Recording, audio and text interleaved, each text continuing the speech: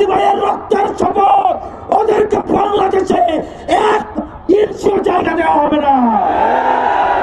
জীবন্ত লাশ হয়ে বেঁচে থাকার থেকে ওসমান হাদির মতো 2 মিনিট জীবন নিয়ে বেঁচে থাকা বেশি সম্মানের। আপনি চাইলে ওসমান হাদি হইতে পারবেন না, আমি চাইলে ওসমান হাদি হইতে পারবো না। উনি বাংলাদেশকে ইনসাফের পথে নিয়ে যাইতে চাইছে।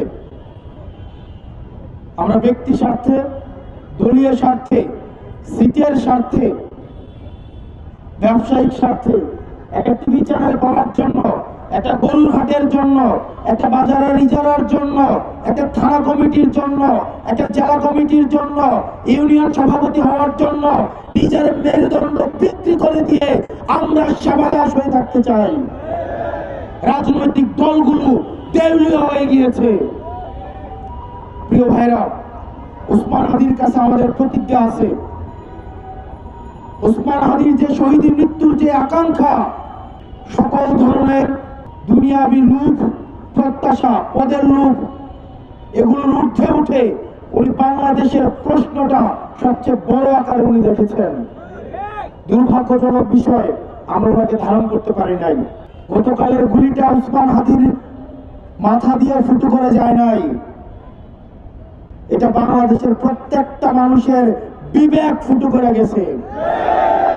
এখন যে গুলশানের জাতীয় পার্টি নামে এই কুলাঙ্গাররা আবার ঐক্যবদ্ধ হচ্ছে।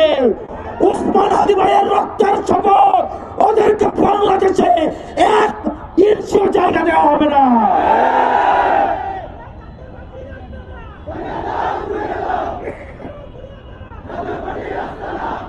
আমার ভাই ওসমান হাদির রক্তের শপথ, এই বাংলাদেশে দিল্লির এক্সটেনশন, ইন্ডিয়ার আধিপত্য, এই বাংলাদেশে কোন ফর্মেই, কোন ব্যক্তির মাধ্যমে, কোন ইনস্টিটিউশনের মাধ্যমে, টকশিজীবীর মাধ্যমে, পেশাজীবীর মাধ্যমে এই বাংলাদেশে কোনদিনও আর ঢুকবে না।